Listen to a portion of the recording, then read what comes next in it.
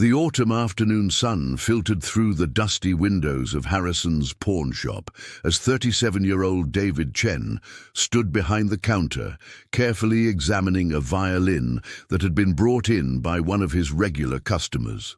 The instrument was clearly old and well-loved, its wood bearing the patina of countless hours of practice and performance, each scratch and mark telling a silent story of music that had once filled rooms with joy.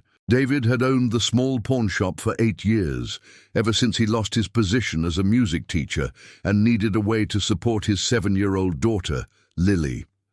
The shop was located in a working-class neighborhood where people often had to make difficult choices between sentiment and survival, and David had learned to handle these transactions with dignity and respect, understanding that every item carried a story far more valuable than its price tag. The man who had brought in the violin was Miguel Santos, a 42-year-old janitor at the corporate headquarters downtown. Miguel's weathered hands and tired eyes told the story of someone who worked long hours for modest pay, but he carried himself with quiet dignity despite his circumstances. "I know it's not worth much," Miguel said quietly, running his fingers along the violin case one last time. "But my daughter needs new school shoes, and this is all I have left to sell." David opened the case. The violin was a 19th century piece, possibly German-made, with intricate inlay work and a sound post that suggested it had been crafted by a master luthier. More than its monetary value, David could see the care with which it had been maintained and the love that had gone into preserving it. "How long have you had this?" David asked gently. "It was my father's," Miguel replied, his voice thick with emotion. "He taught me to play when I was 8 years old, but life got complicated, and I haven't touched it in years. But he also understood the immediate need that drove such decisions. But I want you to know that if you can come back within 30 days, I'll sell it back to you for the same price." "You're more generous than most, but honestly, if I had $200 in 30 days, I wouldn't need to sell it now." The transaction was completed with the quiet professionalism that David brought to all his dealings. But as Miguel left the shop, David felt the familiar ache that came with witnessing someone's forced separation from something precious. Before we continue with this powerful story about judgment, redemption, and the true meaning of wealth, please take a moment to like this video if you believe in second chances and the power of compassion. Subscribe to our channel for more stories that remind us what truly matters in life. Now let's see what happened when wealth and privilege collided with sacrifice and love. Later that afternoon, the shop's atmosphere changed dramatically when Richard Whitmore entered with the commanding presence of someone accustomed to having problems solved immediately. At 45, Richard was the CEO of Whitmore Industries, a manufacturing conglomerate worth over $500 million. His expensive suit and impatient demeanor marked him as someone who viewed time as money and efficiency as the highest virtue. Richard had come to the pawn shop on the recommendation of his personal assistant, who had mentioned that Harrison's occasionally had interesting vintage items. He was looking for a unique gift for his 12-year-old daughter, Grace, who had recently started violin lessons at her exclusive private school. "I need to see your musical instruments," Richard said briskly, barely acknowledging David with more than a glance. David led him to the section where Miguel's violin was displayed. Richard's eyes immediately fixed on the instrument, recognizing its quality despite his limited musical knowledge. "This one," Richard said, pointing to the violin. "How much?" $600, David replied, having marked it up appropriately for retail sale. Richard pulled out his wallet without hesitation. "Fine. I assume it's in good working condition?" "It's a beautiful instrument," David said carefully. "Previous owner?" David felt his jaw tighten at the casual cruelty in Richard's assumption, but he maintained his professional composure. "Actually, It belonged to a hard-working father who needed to buy school shoes for his daughter. At least it's going from someone who couldn't appreciate its value to someone who can actually afford to maintain it properly. David completed the sale with growing discomfort, watching Richard treat the violin like any other commodity rather than the repository of memories and dreams it actually was. He couldn't shake the feeling that something important had just been lost in translation between necessity and privilege. 3 weeks later, David was surprised to see Richard return to the shop. But this time, he wasn't alone.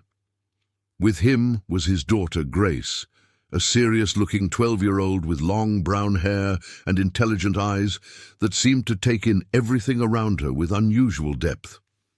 "There's been a problem with the violin," Richard said tersely. David looked at Grace with curiosity. "What seems to be the issue?"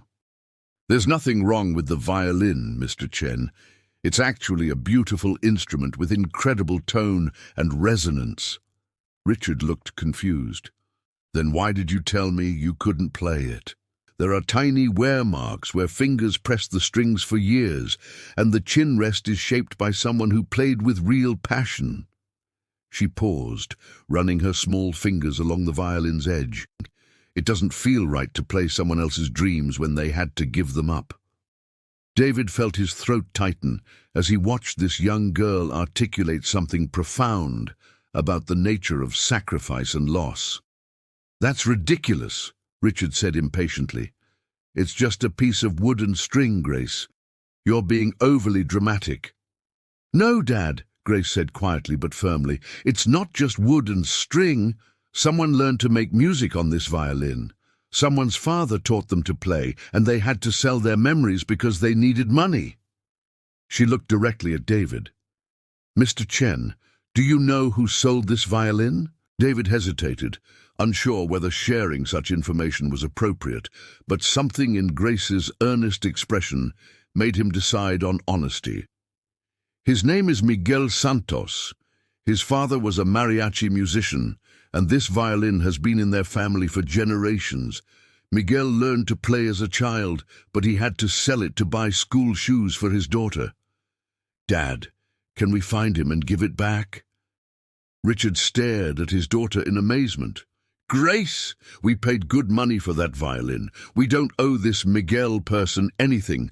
But we owe ourselves something," Grace replied with wisdom that seemed far beyond her 12 years. "We owe it to ourselves to be the kind of people who understand that some things are more valuable than money." David watched this exchange with growing respect for Grace and growing discomfort with Richard's coldness. Finally, he spoke up.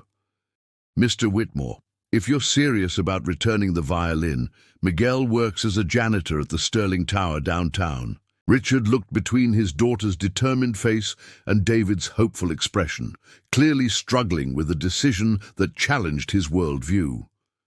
"This is absurd," he muttered. But even as he said it, David could see something shifting in his expression, a crack in the armor of certainty he'd worn for so long. The next evening, Richard found himself doing something he had never done before, taking the service elevator to the janitorial offices of Sterling Tower. Grace insisted on coming with him, carrying the violin case with the reverence of someone transporting something sacred. Miguel was emptying trash cans on the 32nd floor when Richard and Grace found him. The surprise on Miguel's face when he saw them was quickly replaced by concern. "Mr. Whitmore, is everything all right? Did something happen with the building maintenance?" Richard realized that Miguel recognized him as the CEO of one of the building's major tenants, which made this encounter even more complex. "Actually," Richard said, his usual confidence faltering, "we're here about something personal." Grace stepped forward, holding out the violin case. "Mr. Santos, my father bought this violin for me, but I can't keep it. It belongs with someone who understands its music." Miguel stared at the case, recognition and longing warring in his expression. "I don't understand. Did something happen to the violin?"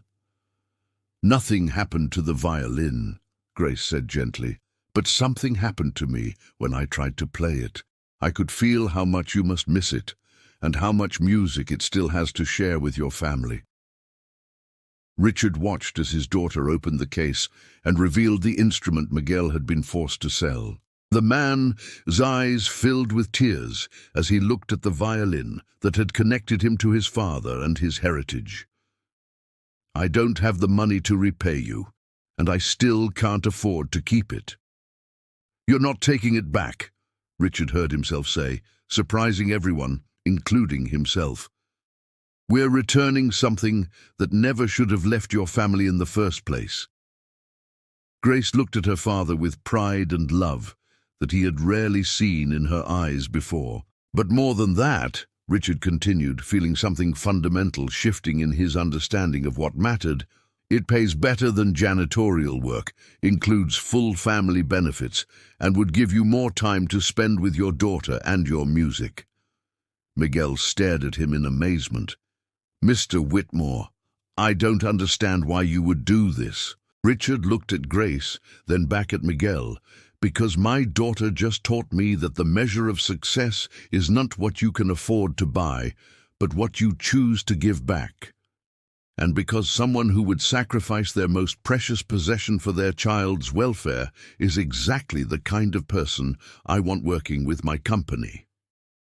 6 months later, Grace and Miguel's daughter, Sophia, performed a duet at the school's multicultural festival. Miguel had been teaching Grace to play traditional Mexican folk songs on a new violin her father had purchased, while Sophia accompanied her on the family violin that had been restored to its rightful home. The violin that had once been a symbol of painful sacrifice had become a bridge between two families, a reminder that compassion and understanding could create harmony more beautiful than any solo performance. If this story reminded you that true wealth comes from our ability to recognize and respond to others' humanity, please like and share it with someone who needs this message about the power of compassion. Subscribe for more stories about how opening our hearts to others often opens doors to our own growth. Comment below "Compassion matters" if you believe that what we give away often brings us more than what we keep.